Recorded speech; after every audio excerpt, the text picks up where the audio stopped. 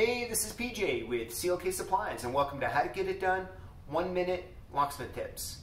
Have you ever been on a job where the wrong key was jammed inside a lock and it's now stuck?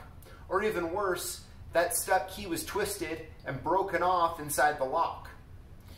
Let me show you how you can take a pair of locking pliers and turn them into the ultimate tool to help you remove these types of keys.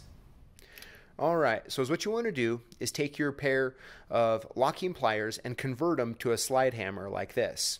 Now you can do this for $5 at your local hardware store, and you want to buy 3 items. The first is going to be a 6-inch long panhead bolt with a 1/4-inch diameter. The second is going to be an 1.5-inch wide washer with a 1/4-inch hole in it.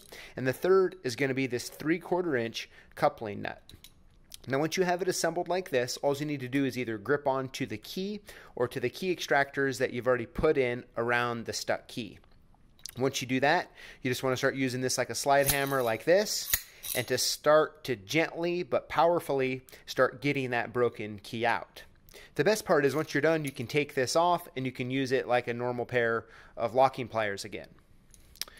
Thanks for watching. We'll see you next time.